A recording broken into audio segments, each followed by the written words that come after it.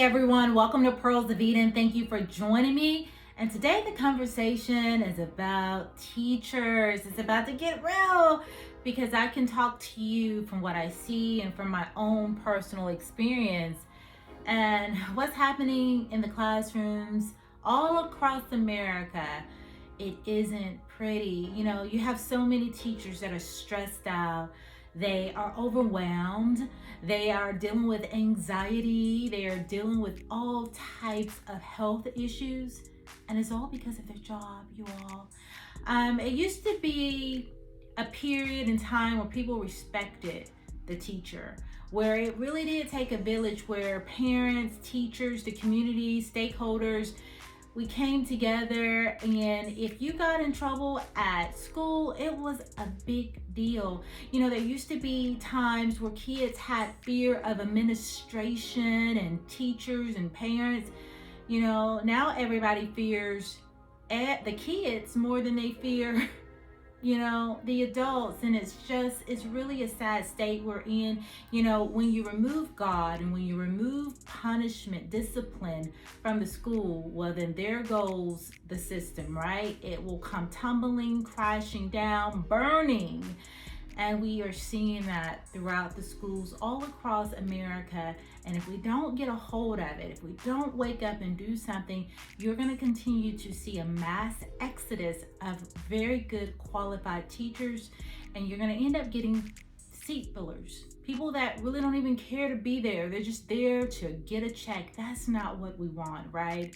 But how do we fix this, you all? Because this problem, it is out of control. You have children that kick, fight, bite, spit on the teachers, cuss them out. The disrespect is on a level 10, code red.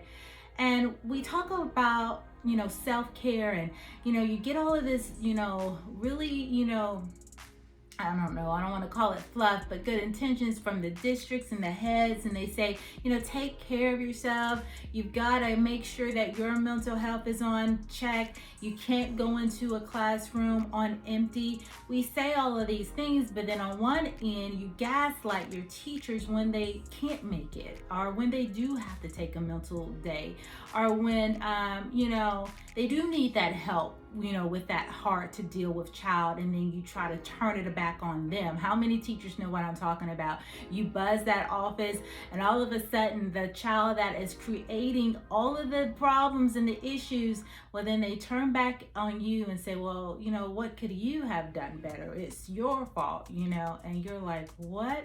In what universe are we living in? And it's just like there was a time where disrespect just wasn't tolerable, but now they're trying to normalize that, hey, they hit you, they pushed you, they kicked you, they spit on you, they disrespected you, they cussed you out. Hey, overlook it.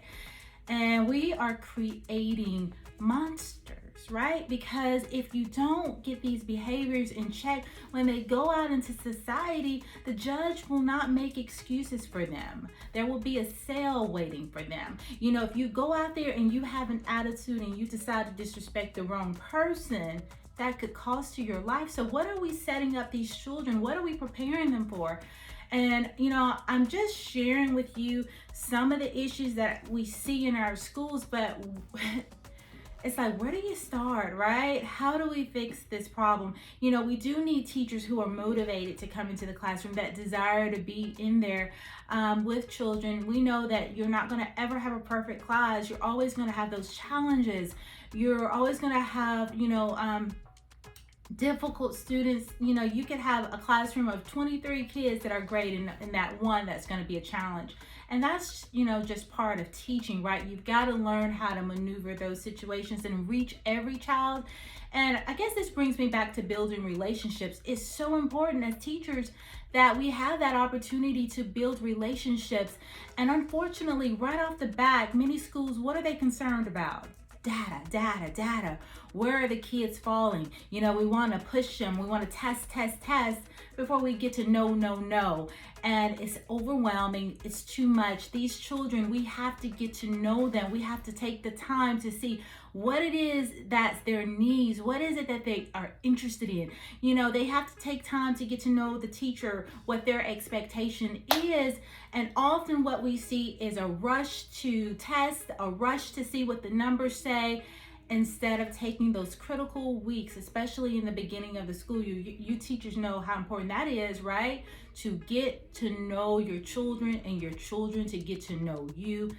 And unfortunately, that is just not happening in classrooms all across America. So what do we do to fix it, right? We have to be able to talk about these things, because it has to be say it so that we can come up with a solution. What is the solution? Because oftentimes the powers that be that are making all the decisions, they have forgotten what it's like to be in the classroom. They haven't been in a classroom in light years, right? And if they have been in the classroom, it's been for momentarily, right? And we know that a part of being in good leadership, especially if you're in administration, if you're in any type of leadership, you have got to be able to get down in the trenches with your staff. You have got to be able to, the subs out, you go teach a class.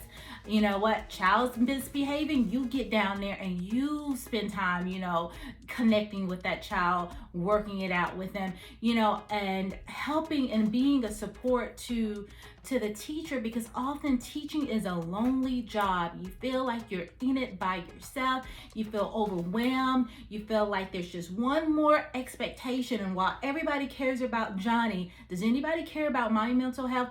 Does anybody care? Is anybody going to check in on my well-being? Or do you just want someone to push those numbers, right? Do you care about me as an individual?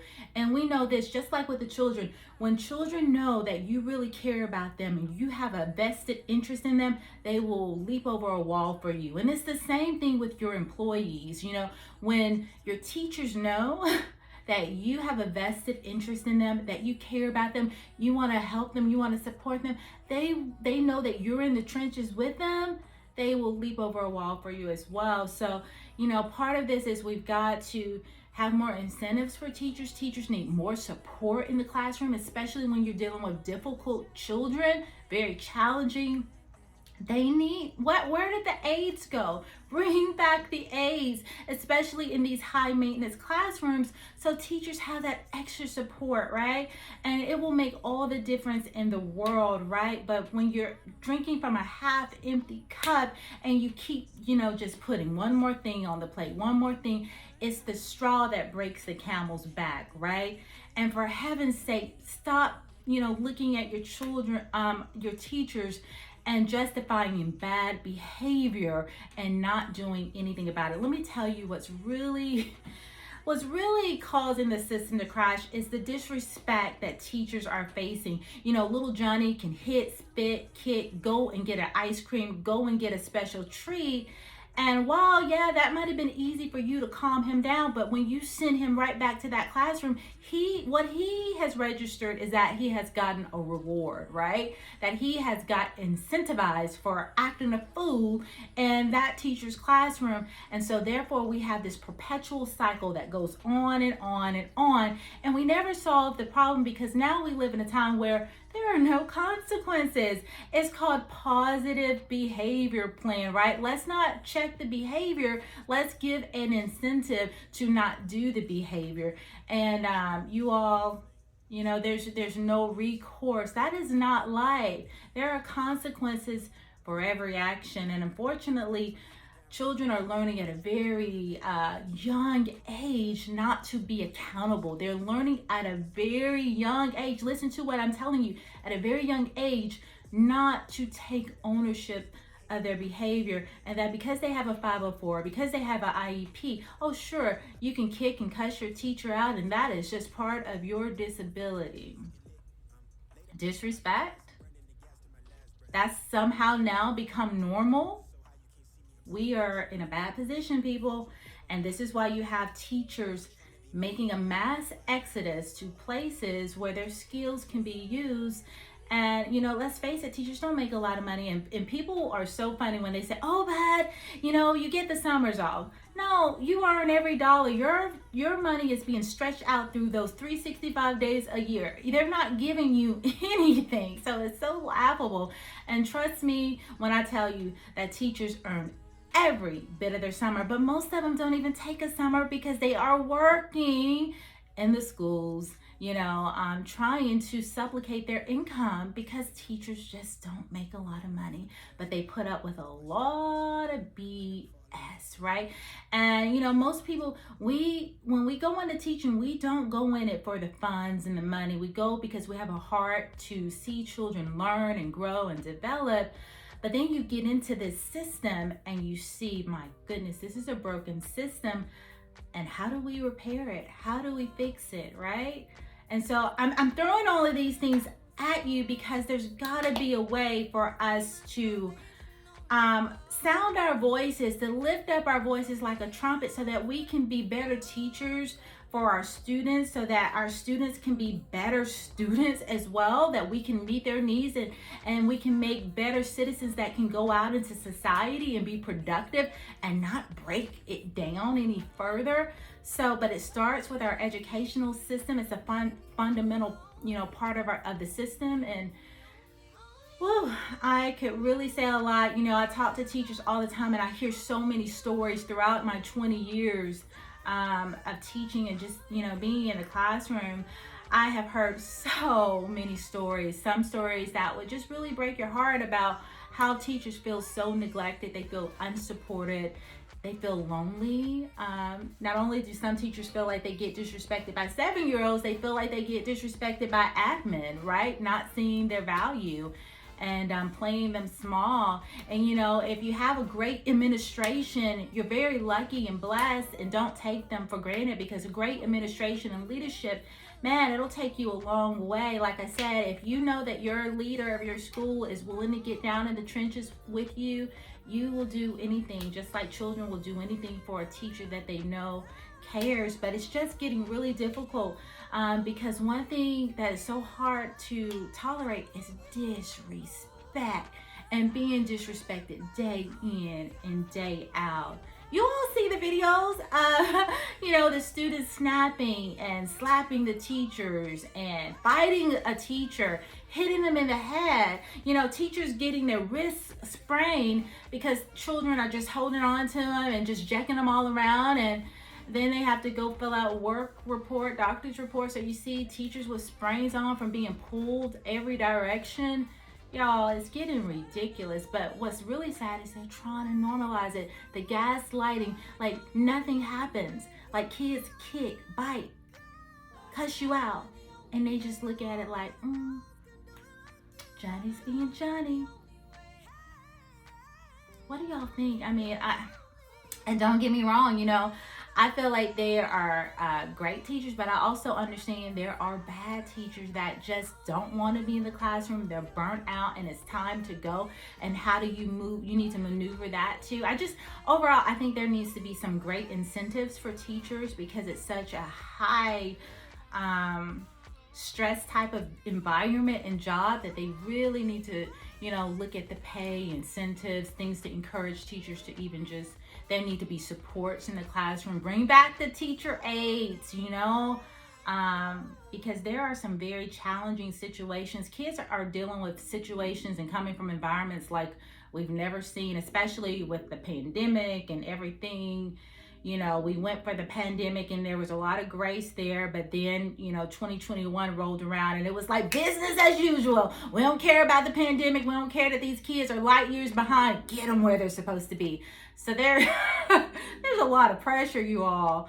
And yeah, we could talk about this we could have a lot of episodes on teacher stories, right? Part 1, part 2. We may do a series, you know, just for teachers to have a voice. What are your concerns? You know, what is it that you want to be known, that you feel like those who are up above us just are missing? You know, communication is huge. We have to be able to communicate ourselves and our ideas and our thoughts and our our pains and things that are issues, so that there can be change. We can't be silent, but we also want to be heard, right? So a lot of teachers just feel like, hey, I keep voicing my thoughts, I keep voicing, but nobody really wants to hear, right? So we need leaders to step up that are willing to be a voice for the teacher and willing to make to make changes, be the change that you want to see, right? Where do we begin? All right, guys, thank you for listening to my little venting session. Real life, real life. Teaching has so many great I love it. I love it. It's kind of like those highs and lows. When you're on a high and you see you make such a difference, such an impact in children's lives, there's nothing like it. But then there are those moments when you leave and you're just so stressed and you're like, am I doing what God wants me to do? Am I in the right place and space? And you begin to question yourself. We all have days like that, and those are the days you have to encourage yourself. You really have to stir yourself up and remember why you do what you do, right? All right, guys. I love you all. Be blessed. And tell me what you think. What do you think we could do to be better? How can we solve some of these problems? I don't know. All right, guys. I love you. Bye.